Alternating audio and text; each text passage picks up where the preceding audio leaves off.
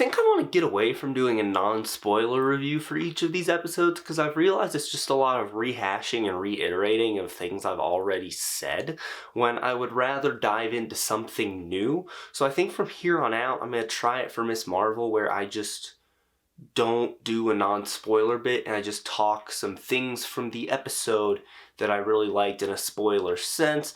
Plus, I feel like a lot of you would watch this after you've seen the episode anyway.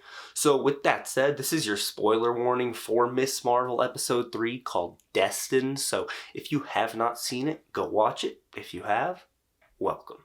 Alright, real quick though, I will say this episode is still another great episode. I think it might be my least favorite of 3 so far, but that's only because the first 2 are so incredible. I am still loving this show. I do not think they've had a slip up, and I hope they can keep that up as they go into the back half, because I'm pretty sure this is only 6 episodes. Something this episode did that made me really happy was that it had Kamala Khan question whether or not her being a superhero is a good thing. There were multiple scenes of her talking with different people and trying to figure out whether or not her being Nightlight, as she's dubbed right now, is safe or if it's a danger and she needs to stop trying to be a hero, which is going to make it all the more rewarding when they finally embrace her at the end of the show. And I love when superhero stuff does this because it's a great way to humanize the character and get the audience to sympathize with them.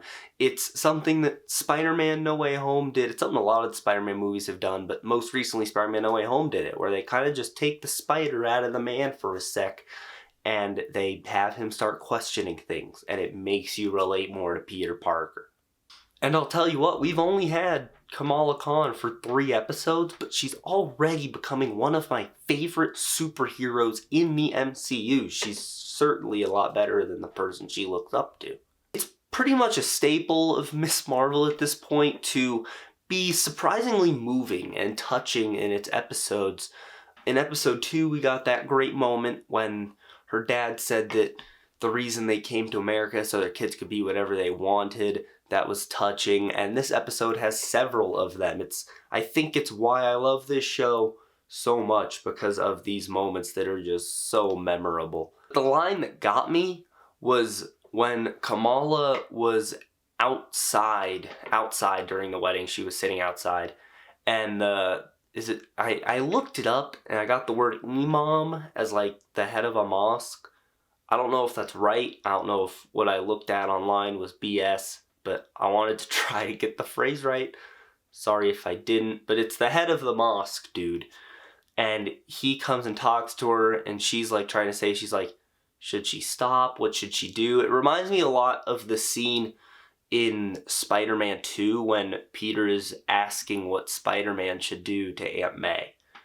And he says at the end, good is not what you are, Kamala, it's what you do. And walks away. And I may have glassed over during that. I'm not sure, but that whole scene was so beautiful. And then she opens a gift, and the thing in it, it looks like what her mask is going to end up looking like. So she got that inspiration from the mosque and part of the community that she's a part of. She didn't just do it because it looked cool. What a perfect way to have your superhero costume. So everywhere you go, you have a piece of your community and of your family with you. I wouldn't have thought to do that. I feel like I should actually talk about the storyline bit because I've done so much talking about Kamala and why I love her so much, but I really should touch on the storyline. So Kamran's mom is part of this group of, like, I guess, alternate dimension beings, and they, like, want to go home, and I'm pretty sure their home is that other dimension Kamala, like, fell into that looked kind of like the Upside Down when she first put the bangle on. And so they're like, hey, we need your help, we're gonna need the bangle. I'm paraphrasing this. I also could be getting some of it wrong. I don't think I caught all of it. I'll have to rewatch it, but hey, I'm looking forward to rewatch it because I loved it. And Kamala's like, okay, I'll help you, in a little bit. And they're like, cool. And then she goes to the wedding and Kamran runs in. He's like, they're not waiting. They need you now. They're going to kill everyone in here to get to you. So she pulls the fire alarm. They evacuate. And then we get an action sequence. They mention that they're all hundreds of years old. And then they have this one line. The guy's like, well, not all of us. He's 17, referring to Kamran. And Kamala Khan's like, oh, thank God. So luckily they mentioned that she's not like 16 and he's 137 or something, because that would be weird. But they also didn't do it on a super on-the-nose way. Like, they didn't make a big stink about it. She just said, thank God, and moved on with her life. That's the best way to do it. You don't have to bring a crap ton of attention to it. Just make it work in the story. Anyway, Kamala loses this fight pretty badly. It's not looking good. They're like throwing her into walls. They're throwing her through walls. They're throwing her through tables. Her powers like absorb some of the hits, but I mean, she's still just getting tossed around. And they do kind of play with the fact that she's small, where she's like crawling under tables to hide, and it doesn't work, and they just find her. And yeah, I love that she doesn't win this, because she has a semi-grasp on how her powers work. I mean, the only time she's really used them was to save someone, and even then she didn't do it without him getting hurt. So it makes perfect sense that she's going to get her ass handed to her in this fight. And they do basically win this fight. And then Bruno and Kamran come in to buy her some time. And the only way she gets away is because damage control comes in and just arrests everyone. And Kamala uses that to get her and Bruno out of there. Where Nakia sees her use her power to like jam the door behind them. And there's a great moment of her being like, I can't tell you. And she's like trying to get questions. And Bruno's like, Kamala, you need to go because they want you. That was a cool scene.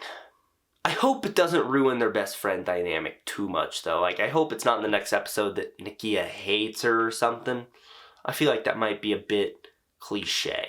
And then the episode, and at some point, Kamran's mom, like, grabbed the bangle, and her and Kamala saw a vision of just a train just, like, whizzing by. And then at the end, Kamala's grandma calls, and she's like, hey, you need to come to yada yada. Did you see the train? And that's where the episode ends. And there was not a post-credit scene. I thought there would be. I don't know why I thought there would be, but that's where it ends. And the final thing worth noting is just Iman Vellani's performance. It's great, and I definitely noticed how great it was in this episode, more so than I did in the other two. So I just felt like mentioning it. She's doing great in this show. I love her. So what did you guys think of episode 3 of Ms. Marvel? Let me know down in the comments below. Also leave a like on this video, subscribe, click on the bell icon to receive all notifications from the episode HQ. That's going to be it. Have a great day, guys.